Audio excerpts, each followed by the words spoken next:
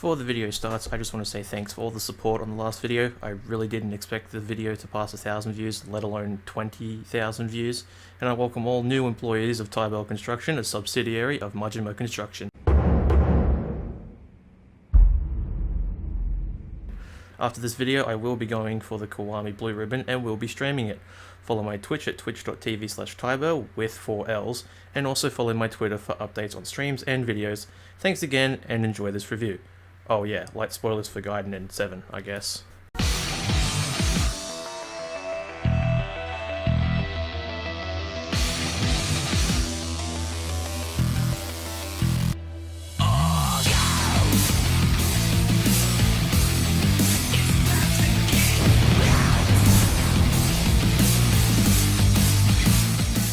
Like a Dragon Gaiden, really original joke, came out a few weeks ago and I have been having a blast with the game. Wait, did he just light a cigarette? Holy shit! What is this button? Holy shit, there are so many drones! And they're dead. Out of my way, bitches! Cool guys don't look at explosions. Feet! And have already gotten all of the achievements. Just so you know, this is going in the somewhat difficult tier because Pool can stay forgotten. This review will go over the core aspects of this game, being gameplay,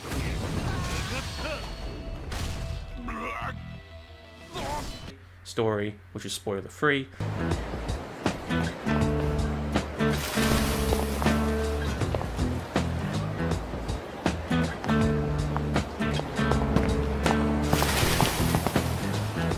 side activities,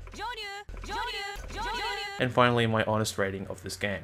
There is also a demo for Infinite Wealth once you beat the main game, but I won't go into it, but might make another quick video about it later down the line. Anyway, hope you enjoy, and remember, real Yakuza— oh wait.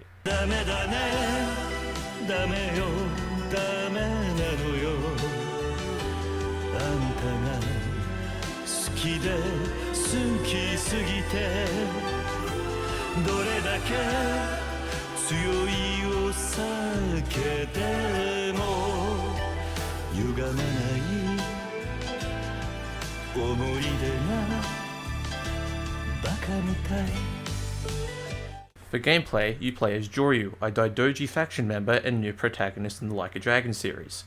And he has 2 unique styles: Agent Style, which uses martial art techniques from various countries for his rush combo and finisher moves, but also has gadgets when any of the buttons are held down: evade, rush, finisher, and grab. Holding the grab button shoots out a web that entangles one singular enemy, with upgrades allowing multiple enemies to be entangled, able to disarm enemies with small weapons, and can bring any object towards Joryu. You can throw enemies around. With upgrades, pressing the rush, finisher, or grab buttons do the same thing, bring the enemy towards you, but do certain actions after. Rush does a light attack, useful for starting juggles like you're playing Lost Judgment.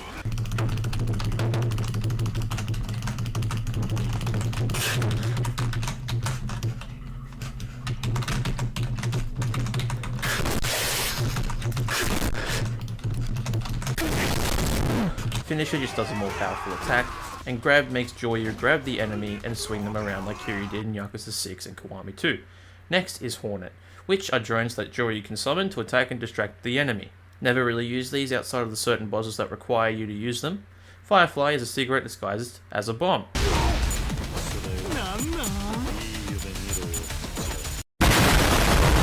And can be thrown up to 5 times with upgrades. Good for taking out crowds.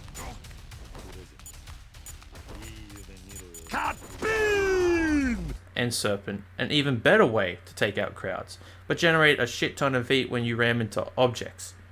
Not humans, objects.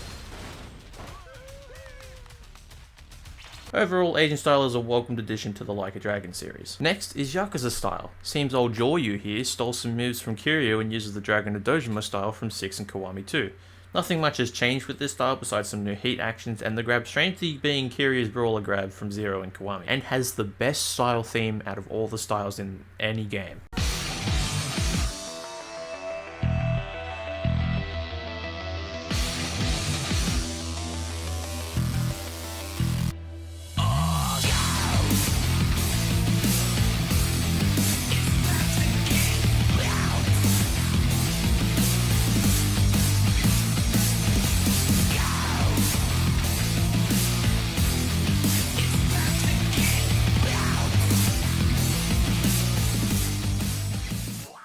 There's also Extreme Heat Mode, which does the same thing it did in Yakuza 6 and Kiwami 2 for Yakuza style, which just adds more power and allows Joryu to grab weapons around him as he's attacking. In Agent style, it changes your rush combo, but also does different things for each gadget. For Spider, it shoots out even more webs, more than the maximum amount you can shoot regularly. Serpent immediately starts at full throttle, no need to wait. Hornet drones will swarm the enemy instead of spawning once every few seconds. And to quote the battle page of the Like a Dragon Gaiden official site, Fire bombs will create explosions on par with a rocket launcher. Yeah, I can see that. If you remember mortal reversals from Lost Judgment, they're in this game but are now called ultimate counters. Yakuza and Agent style have unique animations for both and can get upgrades that include an extra attack when an ultimate counter is triggered. Here's a quick montage of my favourite heat actions, old and new, and the Dragon Engine being, well, the Dragon Engine.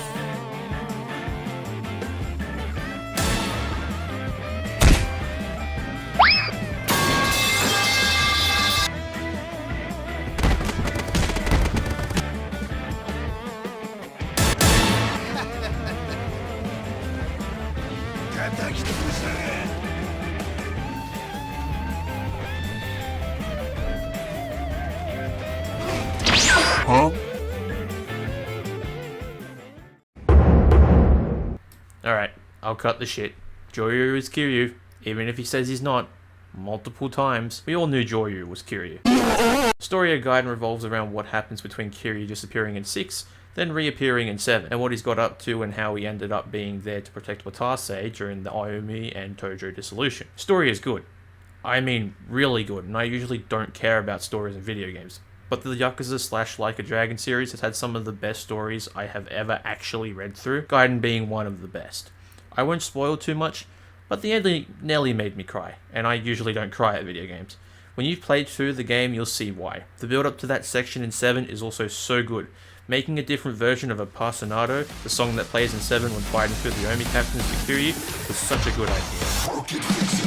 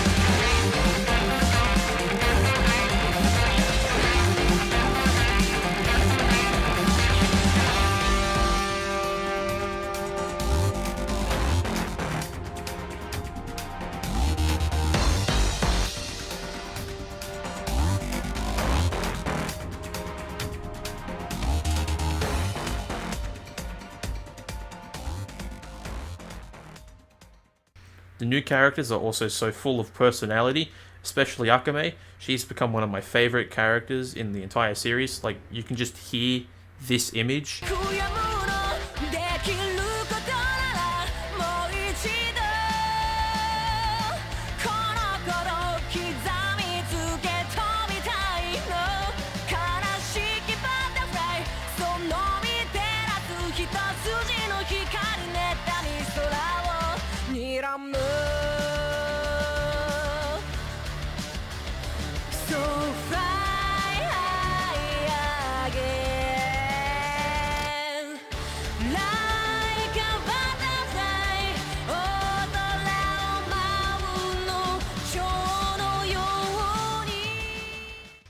I seriously hope she comes back in Infinite Wealth somehow. Tsuruno and Shishido make great additions to the Watase family, and Homare Nishitani III being a really great villain, more sadistic than the first Nishitani. Also having one of the best boss themes in the game. The action scenes in this game are so well animated, especially the scene where Kiryu kills 3 people. We finally have on-screen proof that Kiryu kills people.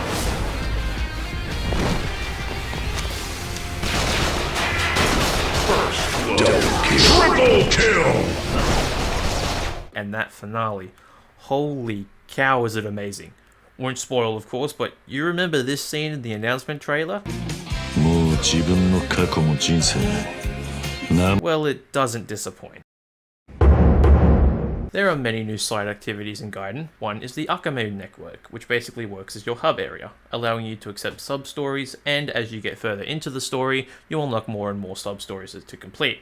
As you complete sub-stories and stroll and patrol missions, which are basically the roaming missions, like getting someone something and saving someone from thugs, you gain Akame points, which can be used for many things. Upgrading the Akame network to increase enemy drops, or installing a store, then upgrading said store, but they also used for upgrading some of Joryu's skills. Most upgrades costing between 2,000 and 4,000 Akame points to upgrade one skill. Billion yen just to upgrade one skill.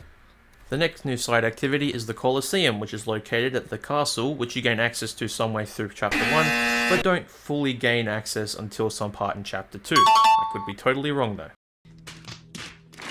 This is the best version of the Colosseum that we have ever gotten. Different types of matches, 4 different types of ranks to progress through, sponsor matches with unique weapons, and has an entire story to it, and unlocks one of the best heat actions in the game, and is a great moneymaker. What makes it even better is that every single character is playable.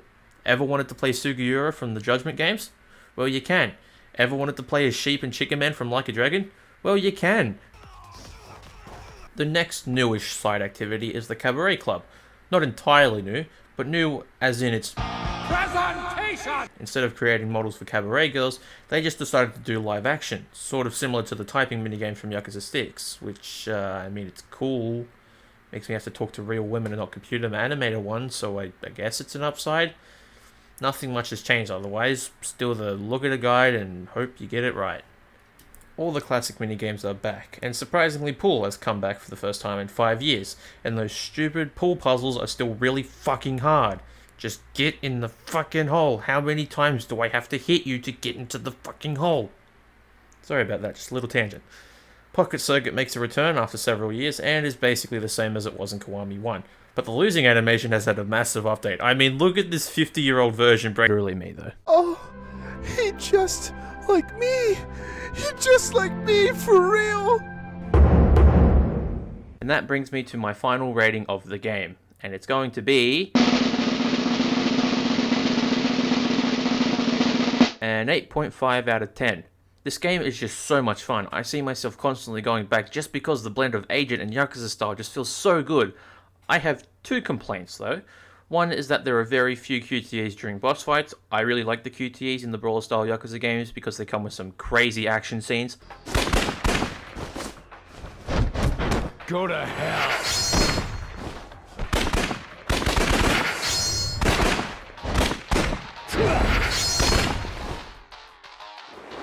Come on. My personal favourites are the Kuze ones from 0 and Some's final one in 6.